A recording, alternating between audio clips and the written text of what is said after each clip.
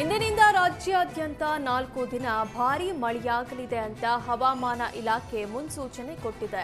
8 ಜಿಲ್ಲೆಗಳಿಗೆ ಆರೆಂಜ್ ಹಾಗೂ 19 ಜಿಲ್ಲೆಗಳಿಗೆ ಯೆಲ್ಲೋ ಅಲರ್ಟ್ ಘೋಷಣೆ ಮಾಡಲಾಗಿದೆ. ಬಿಸಿಲಿನ ಬೇಗೆಯಿಂದ ಕಂಗಾಲಾಗಿದ್ದ ಜನರಿಗೆ ಪೂರ್ವ ಮುಂಗಾರು ಮಳೆಯ ತಂಪು ನೀಡಲಿದೆ. ಬೆಂಗಳೂರಲ್ಲಿ ಮಳೆಯ ತೀವ್ರತೆ ಹೆಚ್ಚಾಗಲಿದೆ. ಅಲ್ಲದೆ ಹಲವು ಜಿಲ್ಲೆಗಳಲ್ಲಿ ಬಿರುಗಾಳಿ ಹಾಗೂ ಗುಡುಗು ಸಹಿತ ಭಾರೀ ಮಳೆಯಾಗಲಿದೆ.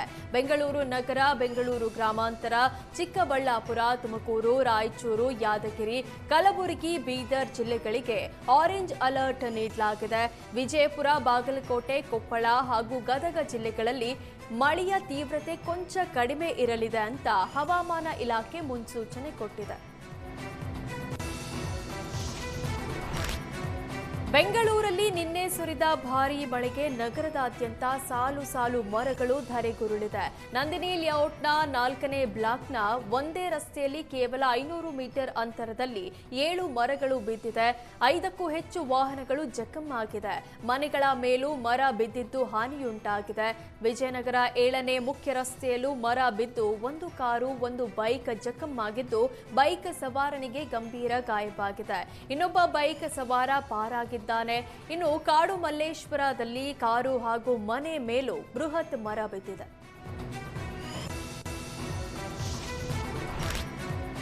ಬೆಂಗಳೂರಿನಲ್ಲಿ ನಿನ್ನೆ ಸುರಿದ ಮಳೆಗೆ ಪೂರ್ಣಿಮಾ ಥಿಯೇಟರ್ ಬಳಿ ಪೈಪ್ಲೈನ್ ಕಾಮಗಾರಿಗೆ ಅಗೆದಿದ್ದ ರಸ್ತೆ ಕುಸಿದಿದೆ.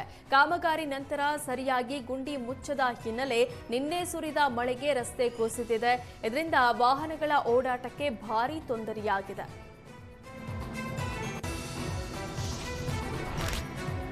ಬೆಂಗಳೂರಿನಲ್ಲಿ ನಿನ್ನೆ ಸುರಿದ ಭಾರೀ ಮಳೆಗೆ ಮಹಾಲಕ್ಷ್ಮಿ ಲೇಔಟ್ನಲ್ಲಿ ಮರ ಧರೆಗುರುಳಿದೆ. 4 ಬೈಕ್ಗಳು ಸಂಪೂರ್ಣವಾಗಿ ಜಖಮ್ಮಾಗಿದೆ. ಮರ ಧರೆಗುರುಳಿದ ದೃಶ್ಯ ಸಿಸಿ ಕ್ಯಾಮೆರಾದಲ್ಲಿ ಸೆರೆಯಾಗಿದ್ದು, ಸ್ವಲ್ಪ ಯಾಮಾರಿದ್ರೂ ಮರದ ಕೆಳಗೆ ನಿಂತಿದ್ದ 10 ಜನ ಸಮಾಧಿಯಾಗೋ ಸಾಧ್ಯತೆ ಇತ್ತು. ಮಹಾಲಕ್ಷ್ಮಿ ಲೇಔಟ್ನ ಪೈಪ್ಲೈನ್ ರಸ್ತೆಯಲ್ಲಿ ಬೃಹತ್ ಮರದ ಕೊಂಬೆ ಬಿದ್ದು ಮರದ ಕೆಳಗೆ ನಿಲ್ಲಿಸಿದ್ದ 3 ಕಾರುಗಳು ಸಂಪೂರ್ಣವಾಗಿ ಜಖಮ್ಮಾಗಿದೆ.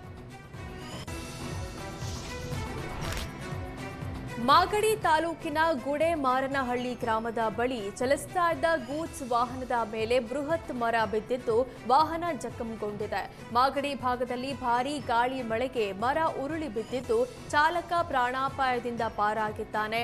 ಇನ್ನು ಸ್ಥಳಕ್ಕೆ ಕುದೂರು ಪೊಲೀಸರು ಭೇಟಿ ನೀಡಿ ಪರಿಶೀಲಿಸಿದ್ರು.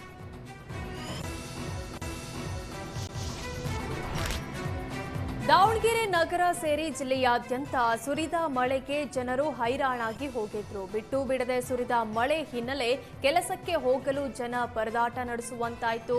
ಹವಾಮಾನ ಇಲಾಖೆ ದಾವಣಗೆರೆ ಜಿಲ್ಲೆಯಲ್ಲಿ ಯೆಲ್ಲೋ ಅಲರ್ಟ್ ಘೋಷಿಸಿದೆ. ಇತ್ತ ತಡರಾತ್ರಿ ಸುರಿದ ಮಳೆಗೆ ಶಂಕರ್ ಲೇಔಟ್ನಲ್ಲಿ ಮನೆಗಳಿಗೆ ನೀರು ನುಗ್ಗಿದೆ. ಚಾಮರಾಜನಗರ ತಾಲೂಕಿನ ಅಮ್ಮನಾಪುರ ಗ್ರಾಮದಲ್ಲಿ ರಾತ್ರಿ ಸುರಿದ ಗಾಳಿ ಸಹಿತ ಮಳೆಗೆ ಬಾಳೆ ಬೆಳೆ ನೆಲಕ್ಕುರುಳಿದೆ. ಸುಂದರಮ್ಮ ಎಂಬ ರೈತ ಮಹಿಳೆಗೆ ಸೇರಿದ ಜಮೀನಿನಲ್ಲಿ ಬೆಳೆದಿದ್ದ 1,000 ಬಾಳೆ ಗಿಡ ನಾಶವಾಗಿದ್ದು 3 ಲಕ್ಷಕ್ಕೂ ಹೆಚ್ಚು ನಷ್ಟವಾಗಿದೆ. ಕೂಡಲೇ ಸಮೀಕ್ಷೆ ನಡೆಸಿ ಬೆಳೆ ನಷ್ಟ ಪರಿಹಾರ ನೀಡುವಂತೆ ರೈತರು ಆಗ್ರಹಿಸಿದ್ದಾರೆ. ಬೆಂಗಳೂರು ಹೊರವಲಯದ ಆನೇಕಲ್ ಸಮೀಪದ ಇಂಡ್ಲವಾಡಿ ಬಳಿ ಅಂತಾರಾಷ್ಟ್ರೀಯ ಕ್ರೀಡಾಂಗಣದ ಗುದ್ದಲಿ ಪೂಜೆಗೆ ಹಾಕಲಾಗಿದ್ದ ಟೆಂಟ್ ರಾತ್ರಿ ಸುರಿದ ಮಳೆಗೆ ಧರೆಗುರುಳಿದೆ. ನಾಳೆ ಸಿಎಂ ಸಿದ್ದರಾಮಯ್ಯ ಅವರಿಂದ ಗುದ್ದಲಿ ಪೂಜೆ ಹಿನ್ನೆಲೆ ಕಾರ್ಯಕರ್ತರಿಗೆ ಊಟ ವಿತರಣೆಗೆಂದು ಜರ್ಮನ್ ಟೆಂಟ್ ಹಾಕಲಾಗಿತ್ತು. ತಡರಾತ್ರಿ ಸುರಿದಿದ್ದ ಬಿರುಗಾಳಿ ಸಹಿತ ಮಳೆಗೆ ಜರ್ಮನ್ ಟೆಂಟ್ ನೆಲಕಚ್ಚಿದೆ. ಕೋಲಾರ ಜಿಲ್ಲೆ ಮುಳಬಾಗಿಲು ತಾಲೂಕು ಕೀಲಗಾಣಿ ಗ್ರಾಮದಲ್ಲಿ ನಿನ್ನೆ ಸುರಿದ ಆಲಿಕಲ್ಲು ಸಹಿತ ಬಿರುಗಾಳಿ ಮಳೆಗೆ ಬಾಳೆ ತೋಟ ನೆಲಕಚ್ಚಿದೆ. ಮಂಜುನಾಥ ಸ್ವಾಮಿ ಅನ್ನೋರ ಏಲಕ್ಕಿ ಬಾಳೆ ಬೆಳೆ ಸಂಪೂರ್ಣ ನಾಶವಾಗಿದೆ. ಸುಮಾರು 3 ಲಕ್ಷ ರೂಪಾಯಿ ಬಂಡವಾಳ ಹಾಕಿ ಬೆಳೆದಿದ್ದ 1.5 ಎಕರೆಯಲ್ಲಿ ಬಾಳೆ ಬೆಳೆಯಲಾಗಿತ್ತು. ಮಳೆಯಿಂದ ಆದ ಅನಾಹುತಕ್ಕೆ ರೈತ ಕಂಗಾಲಾಗಿದ್ದು ಬೆಳೆ ಪರಿಹಾರ ನೀಡುವಂತೆ ಮನವಿ ಮಾಡಿದ್ದಾರೆ. ಕೃಷ್ಣಾ ಭೀಮಾ ನದಿ ಹರಿಯುವ ಜಿಲ್ಲೆಯಲ್ಲೇ ಕುಡಿಯುವ ನೀರಿಗಾಗಿ ಹಾಹಾಕಾರ ಜೋರಾಗಿದೆ. 15ರಿಂದ 20 ಸಾವಿರ ಜನ ಸಂಖ್ಯೆ ಇರುವ ಬಡಗೇರ ಪಟ್ಟಣಕ್ಕೆ ಒಂದೇ ಒಂದು ಹ್ಯಾಂಡ್ ಪಂಪ್ ಆಸರೆಯಾಗಿದೆ. ಕುಡಿಯುವ ನೀರಿಗಾಗಿ 2 ಕಿಲೋಮೀಟರ್ ನಡ್ಕೊಂಡು ಹೋಗಬೇಕಾದಂತಹ ದುಸ್ಥಿತಿ ಇದೆ. ಸರ್ಕಾರ ಕೋಟ್ಯಾಂತರ ವೆಚ್ಚದಲ್ಲಿ ಜೆಜೆಎಂ ಕಾಮಗಾರಿ ನಡೆಸಿದ್ರೂ ಯಾವುದೇ ಪ್ರಯೋಜನವಾಗ್ತಿಲ್ಲ. ವೃದ್ಧರು, ಮಹಿಳೆಯರು, ಮಕ್ಕಳು ಅನ್ನದೇ ದಿನ ಬೆಳಗಾದ್ರೆ ನೀರಿಗಾಗಿ ಪರದಾಡ್ತಾ ಇದ್ದಾರೆ. ಕೂಡಲೇ ನೀರಿನ ವ್ಯವಸ್ಥೆ ಕಲ್ಪಿಸದೆ ಹೋದಲ್ಲಿ ಉಗ್ರ ಹೋರಾಟ ಮಾಡೋ ಎಚ್ಚರಿಕೆ ಕೊಟ್ಟಿದ್ದಾರೆ.